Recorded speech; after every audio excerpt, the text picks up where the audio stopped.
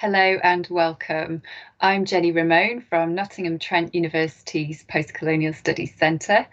In this evening's Formations event, the final in our DNA segment, which focuses on medical histories and inequalities, our guests are off-site at a special location. They're in KARVAN, an artistically renovated 1980s caravan that travels, hosting and facilitating events. The speakers, writers and artists discuss their recent project on Black care workers in the UK during the COVID pandemic. This month, Valerie Bryson, Emerita Professor of Politics from the University of Huddersfield, wrote an article for The Conversation describing care workers as both vital to society and neglected, noting that care work is often undertaken by women in badly paid and often precarious employment. She argued that to improve the situation for those working in the sector, care work should not be run for profit and required significant public funding. Care work has become much more visible throughout the coronavirus pandemic. While Valerie Bryson focuses on women, the Kwanzaa Collective respond to the Office for National Statistics findings that over 60% of COVID-related deaths of care workers are people from ethnic minority backgrounds, though ethnic minorities make up about 17% of NHS staff. In response to this information showing the significantly higher level of risk of death from COVID for Black frontline workers, the Kwanzaa Collective have undertaken an important project to speak to Black care workers to find out about their experiences. In this project, they posed the question, how do you do a job that involves caring for others when you're working within a system that doesn't care about you? The aim was to hear what Black frontline workers have experienced during the pandemic and over the course of their career, and to answer the question, who is caring for our carers? The Kwanzaa Collective is Gabriella Gay, the founder of Kwanzaa Collective and of Roaming Poets based in Stoke-on-Trent, who's a mother, facilitator, teacher and page stage poet, which is her term. Rebecca Kramer, a multidisciplinary artist and illustrator, and Black British portrait photographer Adina Lawrence. Together, working with the interviews and conversations they undertook as part of the project, they compiled spoken word poetry and personalised care packages for care workers, and they captured a series of intimate anonymised portraits. In this evening's special event, Gabriella Gay, Rebecca Kramer and Adina Lawrence are hosted by Emma Dawson-Varghese in her wonderful KARVAN, a creative, multidisciplinary space for the exploration of language, identities, culture and creativity. And just to note, the event couldn't be recorded live due to COVID restrictions and also other issues with recording such an event. So it was recorded a few days ago in the unseasonal April snow. You might see and hear the snowflakes and the birds in the background, an interruption that starts to reflect the ways that care workers are unable to suspend their duties when conditions are difficult. Thank you very much for joining us for this special event focused on listening to the voices of Black care workers in the UK, which asks, who is caring for the carers?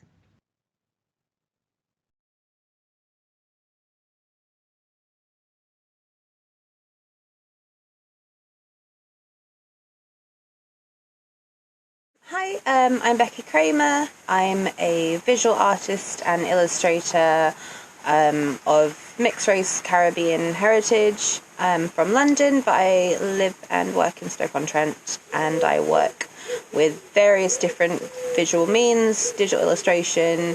I work with textiles, I do mural paintings, just a whole mixed bag. And I was also the lead artist on the Behind the Line project.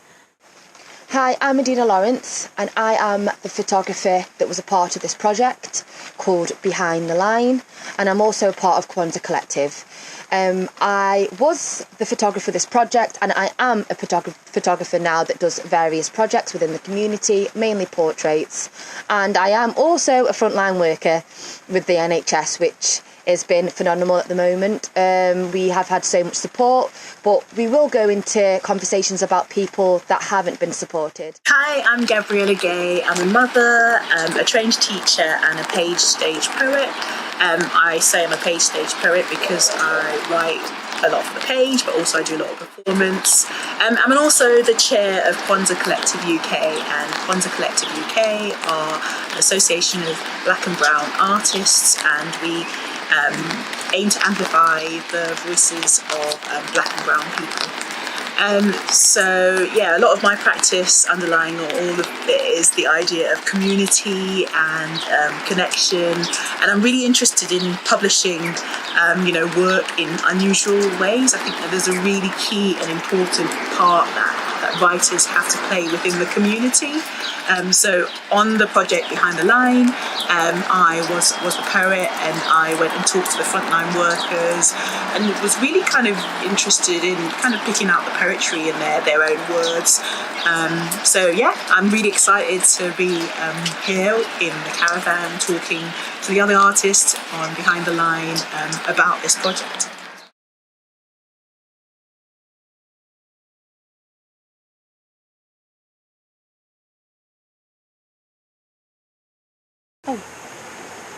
So Becky, I've really loved working on Behind the Line. It's been really great working all three of us together.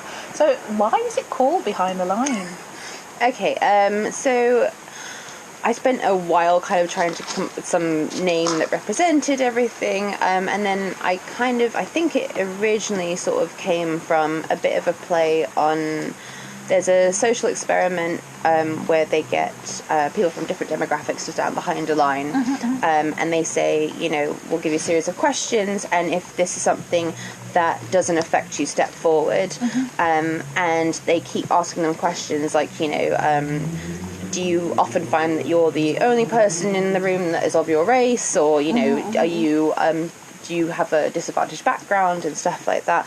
And at the end of it, everyone who's still more or less behind the line or sort of halfway through is either black or Asian or of some minority. Yeah, I remember seeing that. And I thought that was really interesting because really there is powerful. that kind of so I thought there's that sort of meaning behind it, and then also the fact that we're working with black frontline workers and they are behind the lines sort of in that sort of way that you would be in like a war almost, and a lot of people that I've heard who are on the front line say it's like they're fighting a war, almost like an invisible war. So it was kind of a bit of mishmash of those two even things. One of the participants used that kind of metaphor as well about like being in a battle. Yeah, but one of the things about it is that kind of unseen people within the war. So how did the project come about? I know.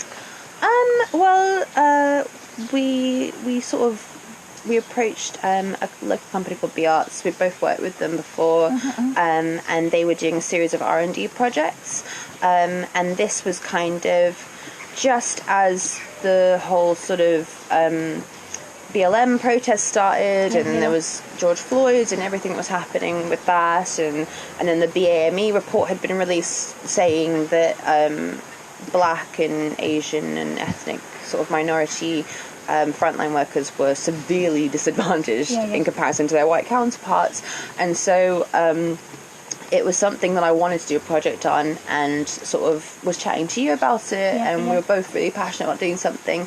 And then when Be Arts sort of were doing that, it was like, well, this is a great opportunity to do sort of this project. And then Adina kind of got involved when we were sort of going through what we were going to say and how we were going to approach it. And how we were going to shape it and do it. And when we sort of want to do like sort of intimate photographs and personalised things, Adina was like a perfect sort of addition to it, because that's sort of her whole bag. And so it just kind of came together through that, I think. So what do you think were the aims of the project, and how do you think that maybe we've reached them? So I remember we had that key kind of question like, who's caring for the carers, but there were some other kind of key aims and questions that maybe you were looking at. Aims wise, it was kind of, I want to say it was about awareness, but a lot of people within sort of black or ethnic communities already are aware of the problem. So it was more kind of, I think, a response to what was going on at the time and feeling like something needed to be said and something needed to be done. And because there are so many amazing black artists in Stoke-on-Trent, it was like, why shouldn't we do something, and why shouldn't we be heard, or let the people who are on the front line actually be heard, instead of just kind of publishing reports and then doing nothing about it. And so the aim was to kind of, I guess, sort of spread awareness and give them a chance to actually speak without necessarily facing any sort of repercussions for it, or having to tone down what they're saying and be unapologetically black and be unapologetically honest about what their experiences were. And I hope they feel that we got there. I think so. Yeah, that was great. I think it really did make a difference that we were all black and brown artists. Just having those conversations with them. How did it change and develop, do you think, the project? Because I know for me, one of the things was, I know that we really were interested in this idea of it being like anonymous, and one of the things that I remember having a conversation and thinking about was how much times on Zoom and online that a lot of black and brown people had their screens off. And the reasons why, and I was thinking about when I'm entering sometimes a Zoom room, how much I actually want to see who's in the room first, just take a slow approach into it, because sometimes there has been quite a strong reaction if I'm in places where people, or Zoom rooms where people think I shouldn't really be, if I turn on my screen. So there was this idea of like the off-display Zoom chats that we were going to have, and we thought that might work with something being anonymised, and that might work with the frontline workers. But I was quite surprised that it was quite the opposite. People were talking about how if they were talking and disclosing things that were really personal or really kind of close to their heart, they actually wanted to know see who they were saying these things who they to. were saying it to. So that was actually quite a surprise. Were there any other things that kind of changed and developed for you? It kind of went through like a different bunch of iterations in a way. Like we sort of started with one thing and it kind of slowly evolved and kept evolving, and then with the off display stuff as well, we did sort of like a trial sort of run with people that we knew and got them to sort of say, how do you feel about not being able to see, and so I was quite surprised by that too. I thought people would go, great, I finally get to say my piece, and then they were just sort of like, oh no, I want to connect with people, and I want to feel like I'm not alone, and I don't want to say anything that's really deeply personal and then find out that someone's listening and they are judging me for it, or so that was quite interesting. And then I think the care packages as well, we kind of originally were going to do visors, and so that sort of didn't work. And then also because we were kind of limited with the pandemic, we couldn't do what we'd normally do, which would probably be like a workshop or go into the wards. We would have really and I think that did make a difference actually, because there's something even more personalised about actually going in and speaking to people and being with them. Because I know some of our kind of email call-outs, one of the learnings being that, those email call-outs or the wider call-outs was harder to be able to attract people than it was to actually individually ask people that we kind of knew who were frontline workers, or people within the community, or people who knew people who knew people, so doing it in that way. So that, I think there's something in the invitation, in the way that is important when you're thinking about kind of some of the barriers, I suppose, that black and brown frontline workers face. Do you think that they're, what do you think are the barriers that black frontline workers face when speaking out, and how do you think we try to kind of overcome them in this project? I think it's probably... I think a lot of the times, unless you're part of it, you probably don't see it, or, if you're... I don't know how to explain it. I think a barrier is sort of actually being acknowledged and being seen and being believed as well, which is a really big one, and sort of not having a safe place to feel like you can voice that, and feeling like, you don't want to become sort of like a social pariah, where you kind of become like the outspoken black person and this stereotypical kind of thing that comes with it, and not wanting to rock the boat too much, and wanting to just get on with your job and not have to have ruffle feathers and stuff. And I think that's probably a big barrier for a lot of... Equally, there's that relationship between kind of participants or people taking part, an artist, traditionally, I know I've been involved in some projects that don't want to spend the time. I think the amount of time that we spent was really key. They don't just want to get in and get out. Right. And I think I know for myself, I've kept kind of true to some of my kind of social art practice. Even though I'm a poet, I kind of blur the lines quite a bit, and knowing that those people are the experts. Right. Making sure I spend the time to really listen. Lots of those things came into play in this project. Whereas I think some people have had some bad experiences with artists where they just feel like they may have been used a little bit, and once you've had one of those experiences, then you don't want to do it you don't want to do it again. Yeah, you don't want to become sort of like a project. You want to be a person, and you want to actually, because one of the things I remember you saying as well is that you wanted people to feel like it was going somewhere, and we weren't just going to come in and go, thanks for all your stories, but we're going to go now, we don't really care what happens to you, we don't really care if things, if you kind of get anything out of this, we've gotten what we want.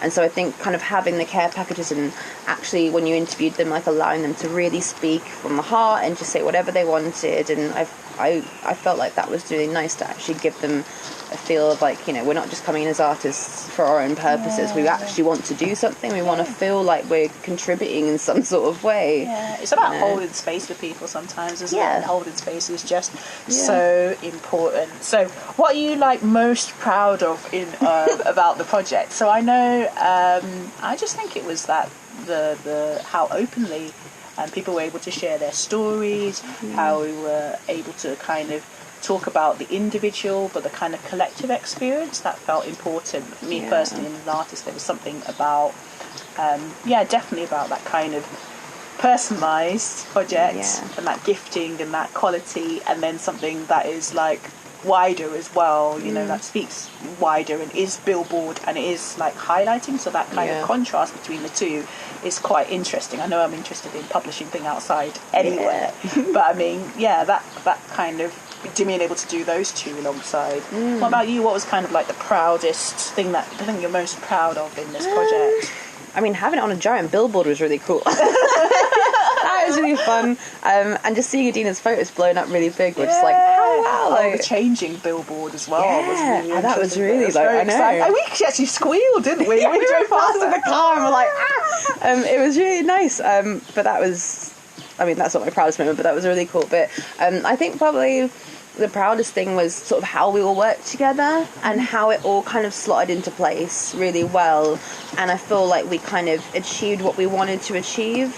And I didn't kind of, there have been some projects I've done that I've come away from, I've gone, I don't feel like I really kind of got to what I wanted to do, and I wanted to do a bit more, and there's always more that we could have done, and I still want to build on it maybe one day, but I think what we did was a really good accomplishment, and I'm also really pleased that apart from this one still, but got their care packages and they all felt they were listened to, and they got a little nice present almost, that was really lovely to feel they were oh great, I sort of have had something to say and it's gone somewhere, instead of sort of fading into the air a little bit, so that was really nice. I feel that's been really really really great. And I think there's something about the way that we work as Kwanzaa which is really powerful, kind of knowing what each other does, and making sure that lots of different people have the opportunity to lead. I think there's something about those different art forms coming together which is really, really powerful. And feeling on the same page as well, and not having to sort of, defend things that we want to do. We're all very open and collaborative and very kind of sharing ideas, and that was really nice and sort of refreshing on a project that was quite sort of a sensitive thing and, would have been quite personal to a lot of people, to be able to tie it together quite nicely. I thought that was really lovely. Hi, Adina. It's Hi, amazing. Gabby. One of the things that I've really loved about this project is being able to combine photography and poetry. And I know that I learned so much from you about how you can use photographs in order to tell a story, and how you can use it for journalism, and how you've used it in this project. And I just think it was really exciting and really eye-opening for me. Do you mind just telling me a little bit more about that, or for everyone else? Yeah, definitely. So basically, when we come together, we come as a trio, and we all had different ideas, and we all thought, what can we do to make it more powerful? What can we do to attract people on the streets? Because obviously it's going to be a massive billboard. We did have ideas, and then it got to a point where we were just thinking, okay, why don't we mix the words with the actual images? So what we started to do is, like, I would listen to your chat with your audio with the different key workers and frontline workers, and then when I'm on my shoot, I would remember like something like heart or hands or attire, and I would implement that with my images. And then what we would do is your words or poems or their words will be stitched on the images. So then obviously it's like, you know, that you know, wear your heart on your sleeve kind of vibe. I was thinking wear your voice on your clothes, on your attire, on your, you know, your frontline attire. And I thought it'd be more powerful because, you know, when you have like the image and then font underneath, it's the same old. So having a bit of like cool little texts that look like someone's actually speaking, but the words have just blobbed down onto their top, it was pretty cool. So I really just love the combination between the like words, and then the poetry, and, you know, like the images, and how you kind of actually always really great at telling a story with what a single image. I've always loved to do that. It's just, obviously photography is subjective, so with this we didn't want it to be too subjective. We wanted it to have like a stance, like this is what we're doing and this is what we're looking for. So adding that poetry to the images then made a clear outline of what we're trying to perceive here. But yeah, I've always been that type of artist that fantasy, storytelling, a bit creative, bit obscure, bit out there, and obviously that attracts people. So when things are a bit weird, people want to know more, people want to look at it more.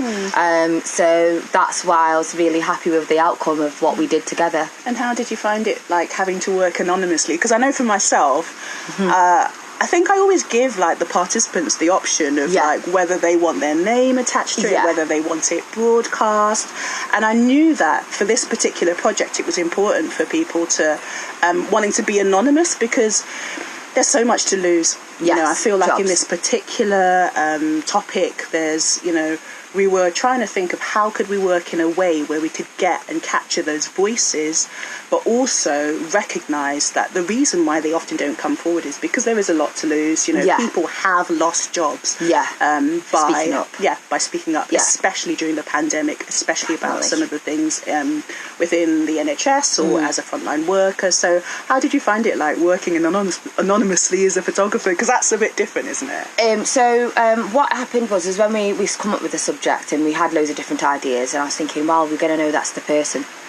And then I thought, so I spent a bit of time kind of jotting down ways of how we can make it anonymous but then make it personalised as well. So it was really, really difficult to try and get that shot without it looking like, well, you've chopped the head off.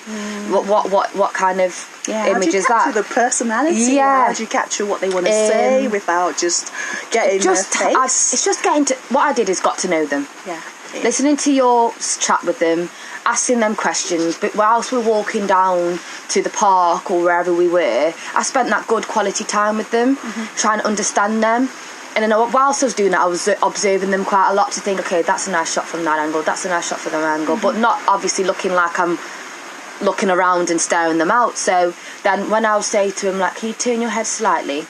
Can you cover your badge? Can you cover your name? Can you, you know, lift your head slightly? So then obviously you could be any black person, like, so you don't know who you are or who this, You know, I think that's actually a theme I know within poetry. As much as I'm writing about the I, there's always that idea that I'm talking about the we, you know, there is that idea that you're, even though you're talking about an individual experience, and as much as we wanted to capture some of those individual stories and experience, we know that there's a lot more people who are kind of affected by it, you know, there's a lot more people affected by it. I love that idea that you were saying about, you know, how much you learned from the people that we talked to, because I know that when I was talking to them, there was a lot that I learned, but there was a lot that I related to as well. So I'm thinking about the frontline worker that wrote the poem COVID News, because I know that I did a lot of verbatim poetry. I just listened into their words and listened into like the poetry of their words and didn't do much shaping of it. I wanted it to just kind of sit on the page as they said it as much as possible and trying to convey. But I just felt like there were so many things that I related to. So I don't know if you, like COVID news, so this participant was saying, I don't watch the news. I don't want to get panicked. If the virus is coming, let it come. I work in care with my whole heart. You feel the pain people go through. So sometimes I do cry for them too. I don't want to hear the news at night. The more you hear, the more you're scared. I'm shielding from the statistics out there. And I know when I was listening to them saying some of those words, I was thinking, yeah, I know during that time, during the pandemic, I was dating a guy who was a frontline worker, and he had a thing of keeping on the news all through the night, and you could just be like bombarded with statistics, and I had to say, this is enough, like it's really getting to me. And I know that was kind of at the start point of the project as well, where we were like just hearing all these statistics about people dying, and particularly black and brown frontline workers. How did you feel like hearing all the statistics about, you know, these black and brown frontline workers and people dying? It's well, personally, to me, it was very personal, and because I worked for the NHS, so I was one of those frontline workers, but not as frontline as these people that I was dealing with. So when I was driving to work or going out to do something for work, I was thinking, I'm putting myself at risk here. And yes, they did put risk assessments in place. Yes, they did this, and my team were really good to me. They made sure that I wouldn't go out and be exposed to certain like things like they'll say, can you do this instead of doing that? Not because they don't think I had the potential to do it, but they just wanted to make sure that I was safe. They didn't just want to tick off the boxes and say, well, I've made sure my staff's safe, but they were doing it generally because they were worried about my health and my care. Do you think that was partly because they were recognised and started looking at some of those statistics? I reckon so, and simply because I worked in a predominantly white team, so obviously instead of them having to worry about a lot of black people, there was just me and a couple of others. So they had a priority. They had a task that they felt they needed to fulfill. They would have me in the office saying, are you sure you're okay? You know, are you keeping up with your vitamin? You know, they were literally making sure that if you ever feel uncomfortable, please let me know. Like, don't go out there and do this and that. And I think the pressure of the stats and the research and people dying left, right and centre on the news constantly, I think that kind of hit them to think, okay, we need to take this seriously. Whereas these people I dealt with, they didn't have that security blanket like I did, and which was really heartbreaking, because I was thinking, I'm lucky, I'm very, very blessed, because my manager and my consultants and my CPNs and my friends, my counterparts, they were looking out for me left, right and centre, messaging me after work and saying like, how are you doing? And not just because we're all stuck at home working from home most of the time, but simply because of the stats that's on the news.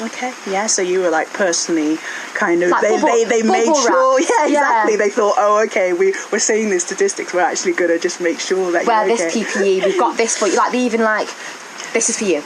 Whereas, you know, some of these frontline workers, they were talking about actually, they were actually shielding from the statistics because they knew that they were kind of taking a risk, really. So one of the things that was really interesting about, you know, listening to this, the COVID news and this frontline worker, is they had this line like, I work in care with my whole heart, and that was like a running theme throughout, you know, this idea that they're putting 110% in. But there's also this kind of idea of like empathy, like, so sometimes I do cry for them too, that the people that they're working with, they're crying with. And I know that in poetry it's really important for me to have a level of empathy. I'm always like listening closely to people's kind of individual stories, and I feel like it's really important in my work. So how much empathy do you feel is important in your photography, and especially in a project like this? It's very, very important, like to the point where it's paramount. So if I don't have empathy, if I don't have compassion, if I don't have consideration for these people, then my images aren't going to shine. So what I have to do, full stop, is first of all say, like, I have to go in with like my heart, my full heart, like they go in do it with their full heart. And obviously take in every word they say and literally show them that I'm there and understanding them. Because imagine someone telling me about something very serious and I'm like, okay, just take a picture please. I need to have like that, you know, flow and like understanding and compassion and empathy to say, you know what, like, I have been through that, and I understand what you're going through, and thank you so much for opening up to me. And it shows that you're there for them, for people rather than a picture. And that's not even just with these projects, with all projects, to get their personality shine in the images, which is fairly difficult. You need to have that empathy, regardless of what situation it is. Even if I don't understand it, I need to show that I understand them and see it from their point of view. Yeah, that's really interesting. And show other people. Show other people. Something else is that really interesting is this idea of fear. You know, in the poem The Fear, she says, sometimes I don't want to go because you never know, that might be the day you go in and go home with COVID-19. You brought it to your family then. It's in my conscience, in the back of my mind, that this might be the time I put them at risk. I can put my baby boy at risk with this job. Being positive helps me keep going in. I have to say, remember what you're doing this for. It's for others, you're helping them, it's rewarding, and you're giving something back. You know, I think that idea of like fear has been something I think a lot of people have felt, and fear makes you do very, that's I think very strange things. How much fear do you feel like you felt for your family, or maybe during this time, and maybe how has that been reflected in your work or maybe yourself? So I had to come to the conclusion that I can't be scared. So I'm there telling my son that it's not that bad. You know, it is bad, but it's not too bad to him where he will die tomorrow, because that's what the fear was doing on the news to these children, where they were like worried, if I go outside, that's it, mum, I'm done. So I couldn't preach to my son saying, look, we need to stay in, we need to put all the precautions in place and we'll be fine for now, and if we do get it, we'll fight it together. But then when you're telling that to a kid, you can't be fearful, because they can feel the fear. So I started putting that the bit of a persona of like being strong, to the point where it got to the point where I was like, okay, I am worried, I am scared, but I have to go to Aldi and do my food shop, or we're not going to eat. You know, I have to go to work and do this little thing because people need me. I have to put my fear aside for these other people, because there's other frontline workers out there that are doing it regardless. And who am I to be fearful right now when we have so many things in place, precautions in place to keep us safe?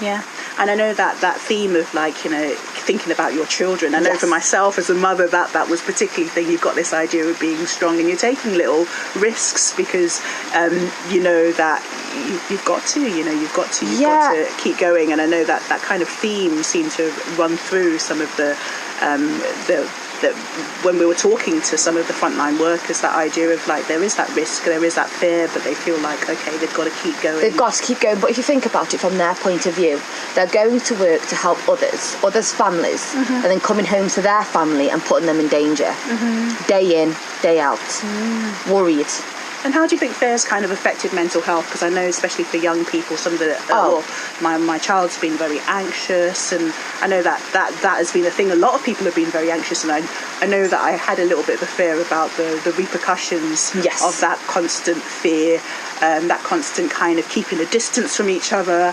Actually, I think maybe at the beginning of the pandemic, I took it quite personally, because I started thinking my whole work that I do is about building communities, about getting people together, about people kind of understanding each other, and this fear is actually going to really destroy that. It's going to really destroy people's minds, and you know, it's going to have a long-lasting impact. I don't know, what have you had any other thoughts on fear? So I personally have witnessed a lot of people fearful over this COVID-19, and it's been really sad to see, from young children to old adults to like mothers, parents, shop workers. People even said like, that's it, I'm not going back to work, I'm going to stay at home, I don't want to do this. So it's distilled a lot of people.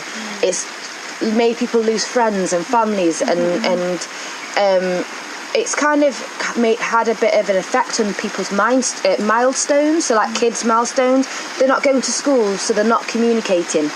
If they can't communicate, when they go back out, what are they going to do? It's been really kind of, I think the fear has been one of those things that has been really horrible and long-lasting it will be. We'll be dealing with that for a while. Years, yeah. I remember this participant, this idea of this poem, Staying Positive, where he was like, agencies are too stingy. They just want to make money. That's all they care about, really. They don't provide good uniforms. They don't provide good conditions for you to do your best work there.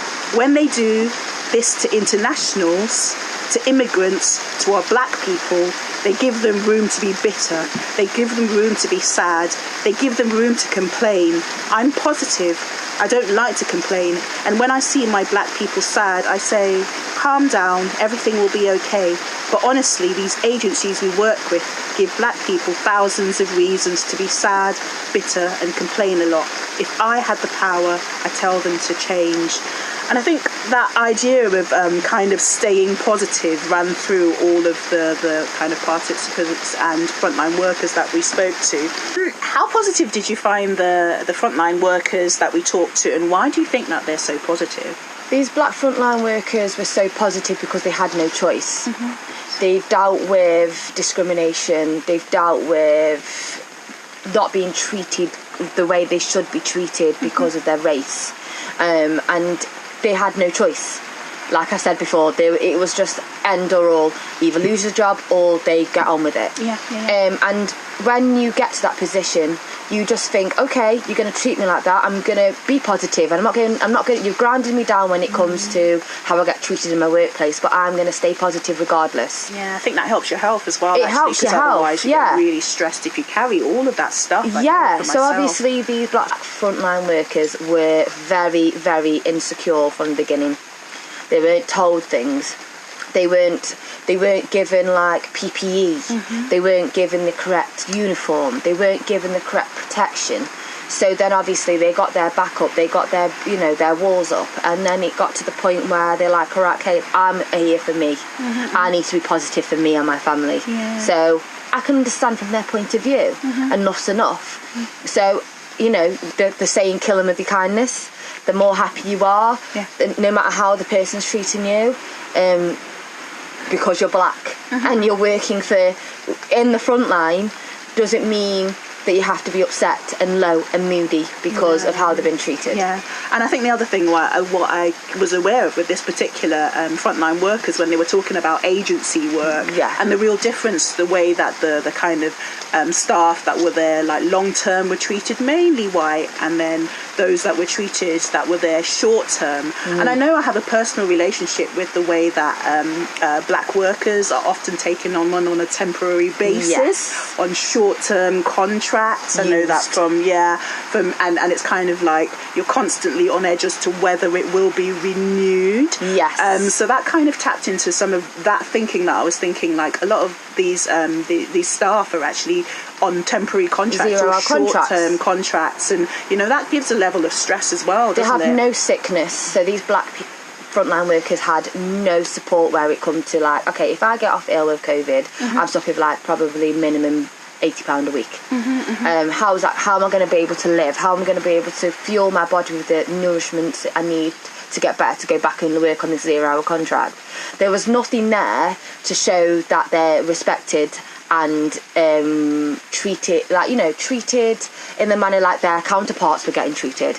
So again, the agencies need to fix up, because you can't say, okay, a black worker, they're going to work temporarily for me. When things get rocky, I send them to the worst places. I send them out there. They're exposed to it. We aren't really bothered about them. We're not going to protect them. And it's really terrible, because I know even my boyfriend at that point, he was sent to a place where they had a lot of people who were COVID positive, and he wasn't told. They told him after he started the shift. They never told him when they called him to be able to work. They never said anything about it. So he came home really angry that he'd even be put in that situation working with patients that they knew were COVID positive, that other people had refused and they hadn't told him. So I feel like that kind of thing is quite sneaky with agencies. These black frontliners felt like a scapegoat. They felt like when I spoke to them, they felt like they were put out there as like, all right, okay, so you can handle it, you deal with it. We don't need to tell you everything, 100%. We don't need to protect you 100%, because, you can do it. Yeah. You know, you're fine. So it's amazing that they've managed to just stay positive Yes. through it. And I think some of it comes from a cultural thing, because I know Very within the cultural. Trinidad and some of these, the Africa and all of these, there's that idea of that kind of keeping positive, that keeping Regardless of a smile what's on the thrown to face. us, yeah. And I think they need us. This poem, where she says, at first I was scared, everyone was, but they need us. Yeah. These people need our care. I protect myself, keep calm and work through, avoid being accused of something I didn't do. They think you cannot speak their language. Most black carers speak English well. I make my voice heard, because if you're not fluid, they don't see you, don't understand you. You are left alone doing double the job. I'm the agency, not permanent staff. They're a group that you're trying to fit in, but be as one with those that point fingers, don't smile on goodie bag breaks between. Nobody came to listen. So that was the idea towards the end, where sometimes you're like sitting to have your lunch and stuff by yourself. But equally, how important, was it to make the voices of these participants heard and seen in your photographs? Because I know for me it was really important to have these voices, even if they were anonymous, to have these voices heard and what they needed to say without, as we're talking about the fear. So, as I was saying before, that I've just pretty much used the poetry within their actual words. How important was it for them to be heard Very important. Because like I said, I had a good experience with that being on the front line or working within the health sector. I was looked after. My voice was always heard. I was always given opportunities to be heard, whereas these people didn't. So I thought, okay, so you always get that one person that has that kind of the ability to speak up for other people, and this was my time to speak up for them. Because just because I have it good, just because I'm treated with respect and looked after, doesn't mean I shouldn't think about my my peers, my fellow black community, and not to help them at this troubling time. So I thought, okay, I'm going to make sure I get every single aspect. And a lot of people are saying, like, are you sure you want to do that? Because you've got it good. Do you want to ruin your job perspectives? And I said, well, my managers aren't the issues. My team are fine, and they will respect me for speaking up for my black community. And it's not like I'm dubbing my community, my working environment. It's theirs. It's them, how they get left out as an outcast and not treated with respect. That's what made me so compassionate and have for these black members of this health community. And you will see a lot of these people will get together on like Facebook now and help each other. And I think that's important in the work that we do as Kwanzaa as well, isn't it, to making sure that they were amplifying those voices of black and brown people. I've got it good, but these people haven't, so they need to have it good, just as good as me. And then lastly, I think with support was that poem where they were saying the patients are so grateful. Those people, this is a nurse in the NHS, and they come in looking poorly but leave as different people. They're happy you got them back on their feet and independent again. The community are so grateful for the hard work we do, protecting all patients in our care. Being clapped for on a Thursday was rewarding and encouraging. I felt very proud to be the NHS. But the managers at the top, they're not bothered, it seems. You're a nurse, you're a number, you're out there to do the job.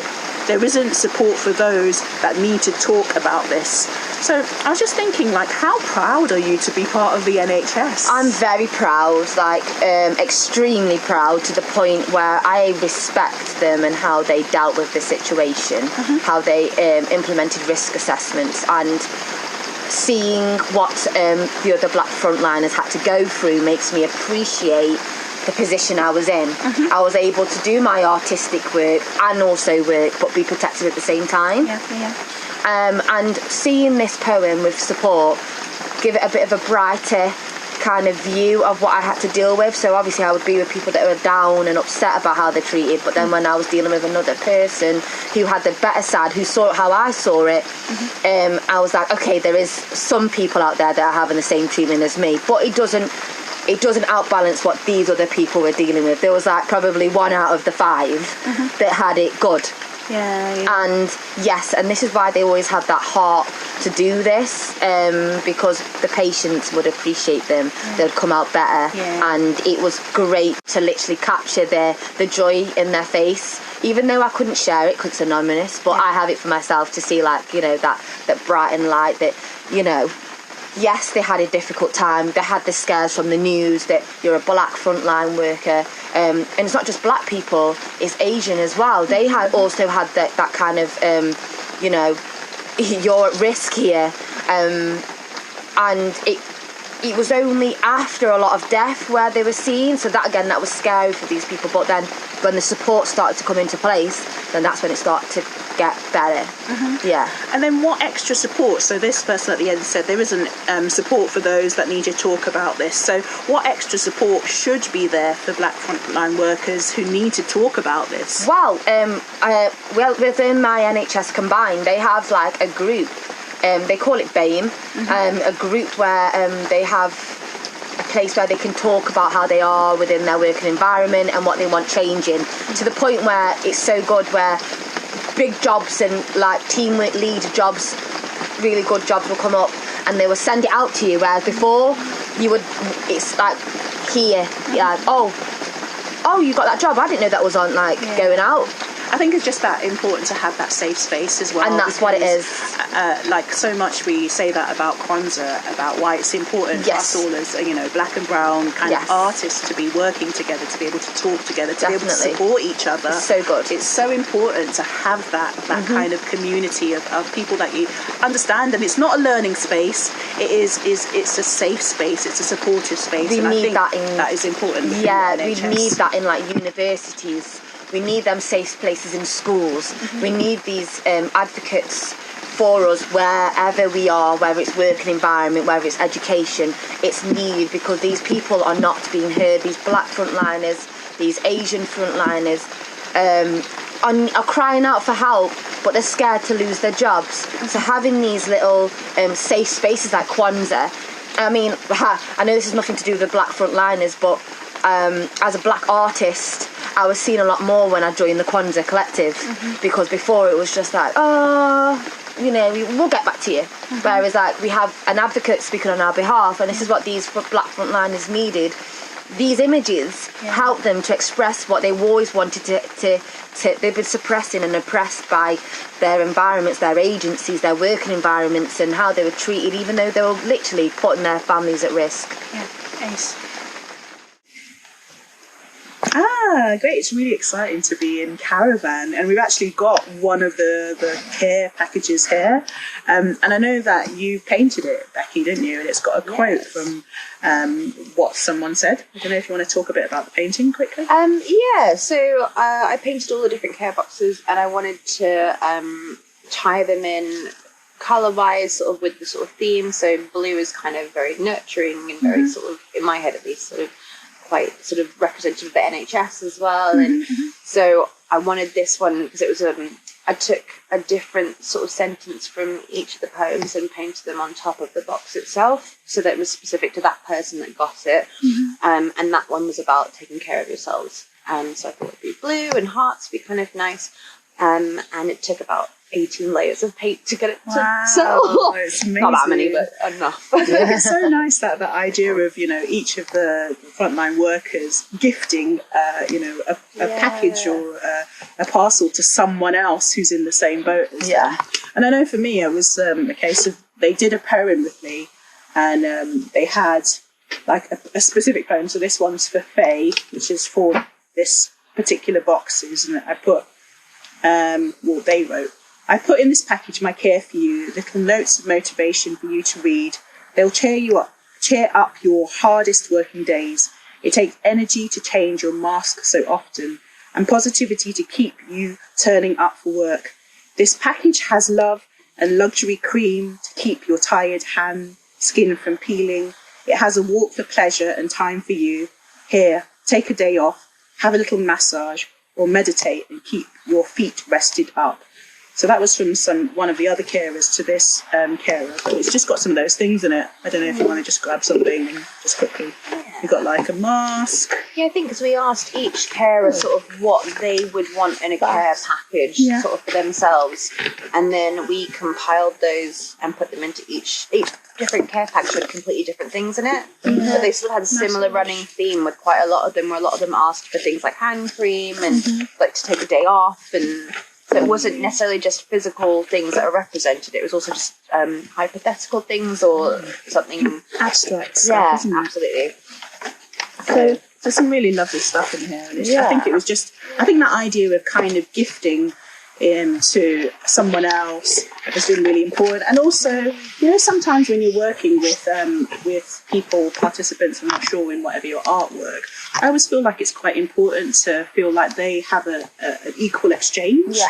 How important do you feel like that is in your work? Because some people, otherwise it can be a bit exploitative, can't it? It's like, I'm just going to listen to your story and then I'm going to go away, use it for a project, and then never kind of contact you, credit you, make sure you edit it, make sure you look at it. I feel like the way that we've worked has been really like slow and taking the time. But yeah, how have you got any experience of the way working in that way, or any experience of maybe that kind of exchange between you and the participant? It was great to be collaborative with the participants, so it kind of made me become more aware of collaborating with each person I work with in the future, making sure they have their own perspective on things and have their input.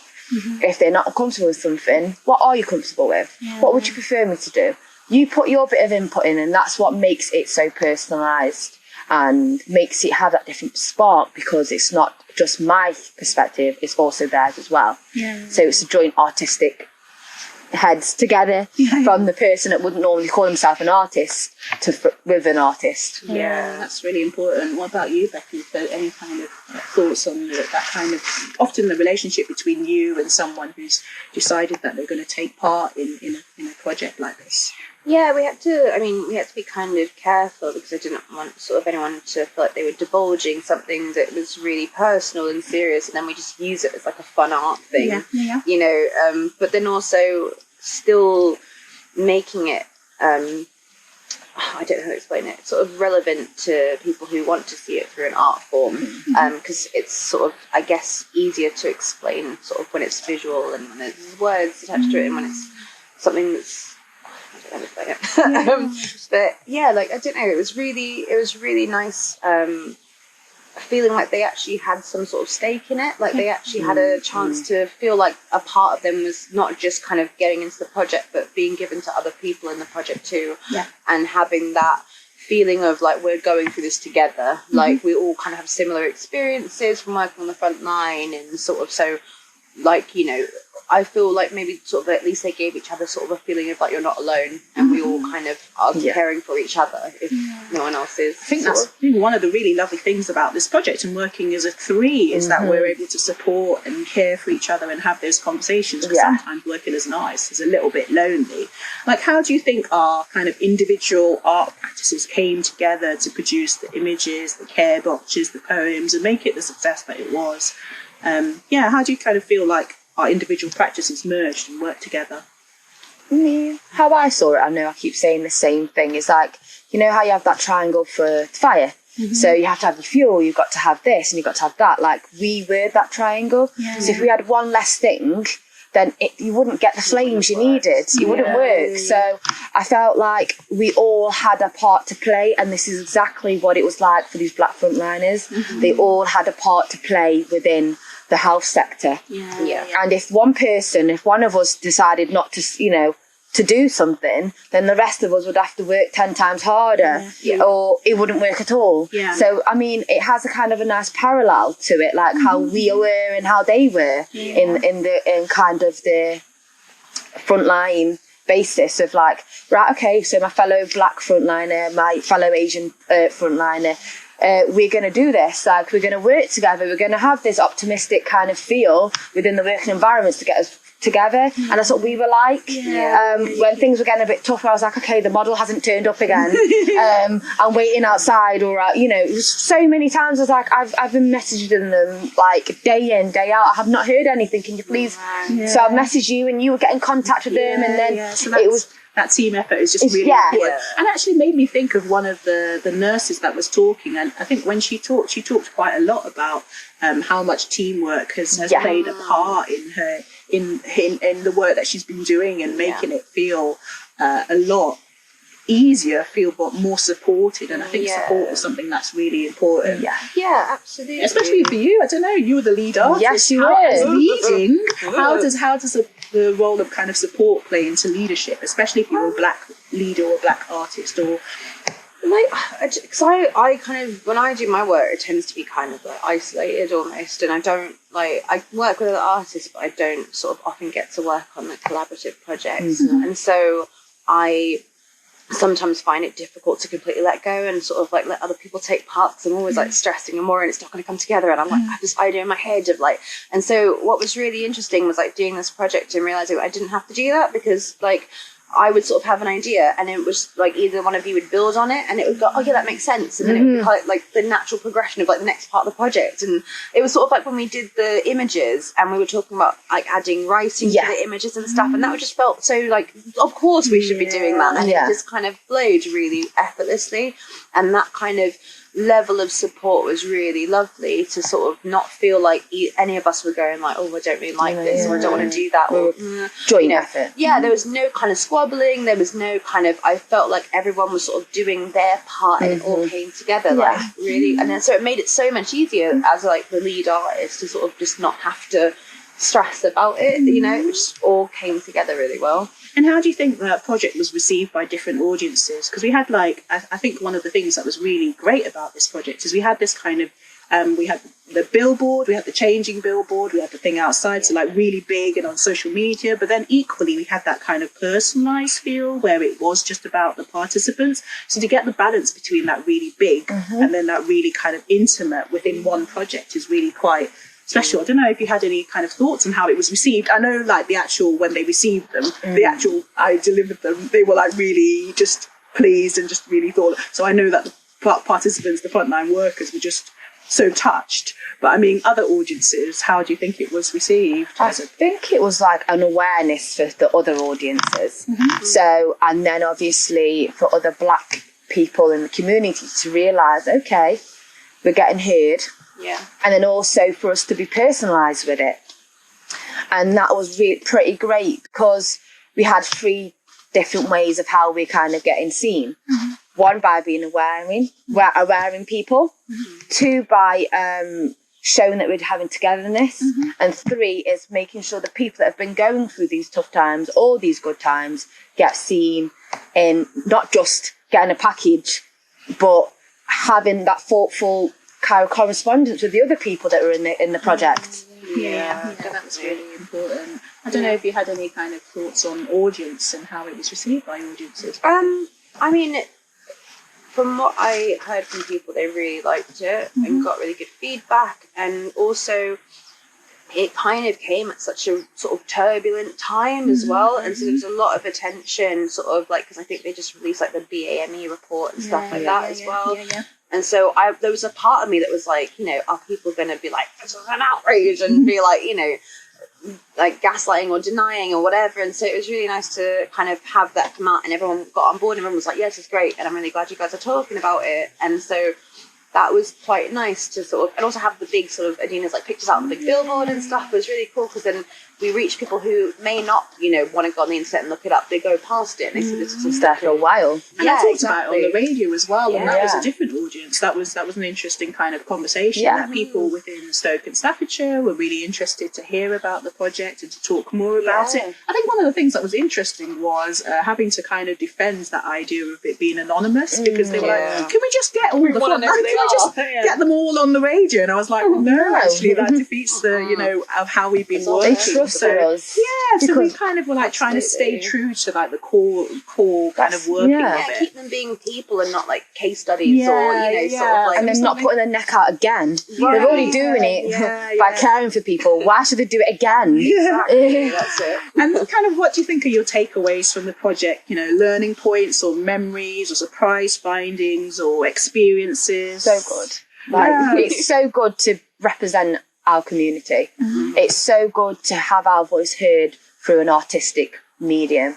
And I felt like this project was so good, and I wish that we could have enhanced it a bit more and had an R&D with it and reach out to more people to have like a more of a bigger portfolio. But I think in this situation, less is more. It gives them enough for them to go out there themselves and go and look into it further. I think that was one of the things for me, because I think often when I'm working with other people on poetry, I kind of already have kind of some sort of template or some idea or something like that, but I literally just went with no plan and just let them kind of shape it and whatever they've said, and I started thinking, oh, okay, and I just listened, and I think that was just really important to just kind of, because often I like take notes and stuff like that, and that's probably a little bit distracting, but I just went with like a phone or dictaphone and just sat and listened and just gave as few questions as possible. Just let people tell their stories and leave it really open.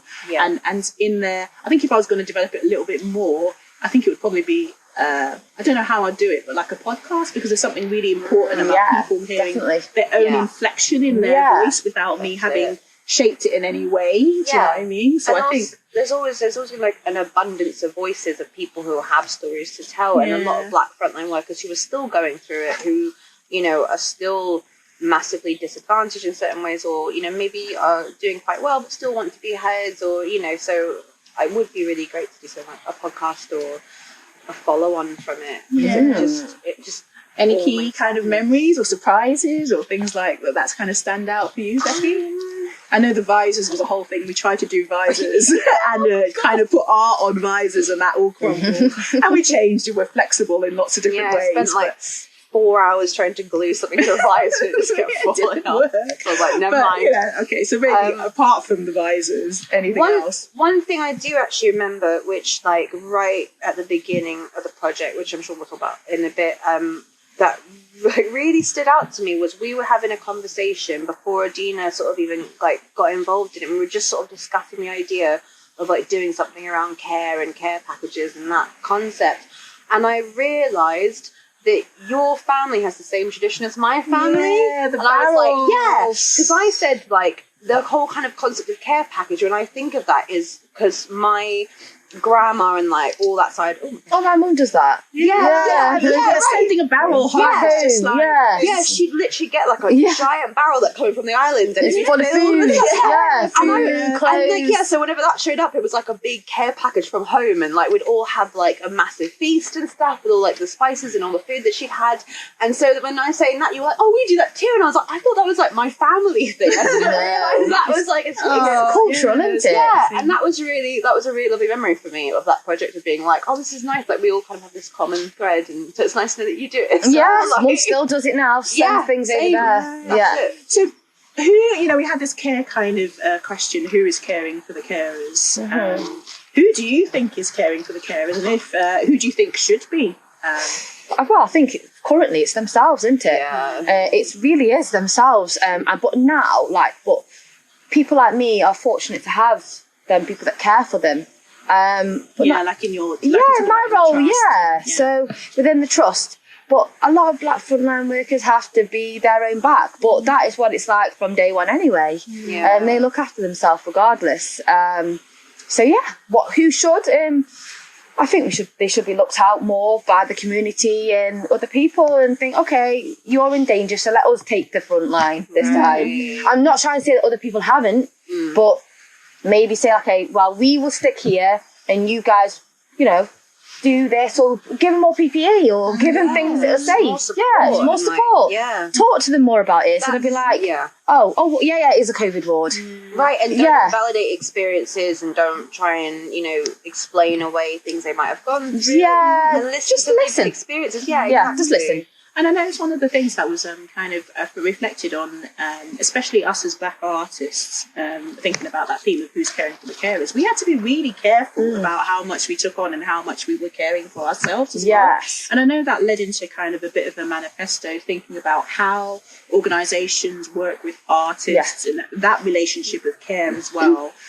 So that was like an important kind of side inflection, but also important to this project, because, you know, if we're expected to do this work and it's relevant and important for us to do this work, as, you know, we're working with our community, we also need to make sure we look after ourselves. I don't know, who do you think is caring for the carers, and who do you think should be? It's not a government, I'll tell you that. I don't know. I think, like Adina said, like, it's just them. They look out for themselves, and I'm sure a lot of Black frontline workers probably have support in place from, you know, certain organisations that are probably really good and, you know, family quite fair, well. and family and friends. But I think typically it's just themselves. Like, it depends, really. I mean, it varies from organisation to organisation, but generally, I mean, when you see the statistics, it doesn't feel like there's the level of support there that there should be, and that, you know, I don't feel like, at least sort of in an institutional sense, there's not much being done about it. It's just kind of like, it's just a widely accepted thing that Black frontline workers are massively disadvantaged to their white counterparts, and it's just kind of like, oh, you know, good luck. So I suppose in some small way it's been important, and big ways it's been important for the participant and for us to do this project. Yes, very to really important. kind of look at these issues and amplify those voices. So Yeah, it's great. I enjoyed it.